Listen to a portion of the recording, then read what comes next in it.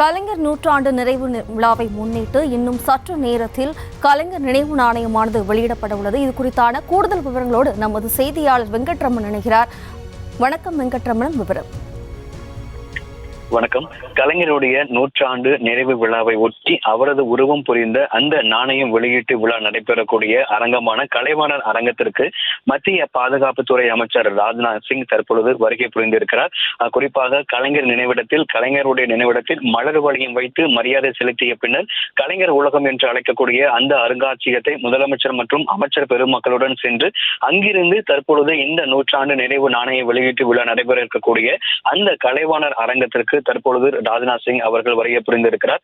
இன்னும் சற்று நேரத்தில் இந்த ₹100 சிறப்பு நாணயம் என்பது வெளியிடப்பட இருக்கிறது. இதை ஒட்டி கலைவாணர் அரங்கம் முழுவதுமாகவே காவல்துறை பாதுகாப்பு வலயத்தில் கொண்டு வரப்பட்டிருக்கிறது.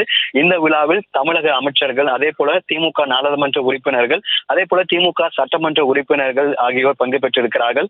அதே போல பாஜக மாநில தலைவர் அண்ணாமலை மற்றும் மத்திய இணையமைச்சர் எல் முருகன் ஆகியோரும் இந்த நாணய வெளியீட்டு விழாவில் பங்கேற்றிருக்கிறார்கள். தற்பொழுது விழா நடைபெறும் இந்த கலைவாணர் அரங்கத்திற்கு வருகை புரிந்துள்ள ராஜ்நாத் சிங் அவர்கள் இன்னும் சற்று நேரத்தில் அந்த நாணயத்தையும் வெளியிட இருக்கிறார். தற்பொழுது விழாவானது தொடங்கி இருக்கக்கூடிய சூழ்நிலையில் இன்னும் சற்று நேரத்தில் அந்த சிறப்புமிக்க நாணயத்தை வெளியிட்டு ஒரு சிறப்பு உரையும் ஆற்ற இருக்கிறார். இந்த விழாவை முடித்துக் கொண்டு இன்று இரவே அவர் விமானம் மூலம் டெல்லிக்கும் புறப்பட இருக்கிறார். அதனை முன்பாகவே தற்பொழுது அந்த விழா நடைபெறும் அந்த கலைவாணர் அரங்கத்திற்கு தற்போது ராஜ்நாத் சிங் வருகை புரிந்திருக்கிறார். விழாவும் தற்பொழுது தொடங்கி இருக்கிறது. இன்னும் சற்று நேரத்தில் அந்த சிறப்பு நூற்றாண்டு சிறப்பு நாணயத்தையும் ராஜ்நாத் சிங் அவர்கள் வெளியிட இருக்கிறார்.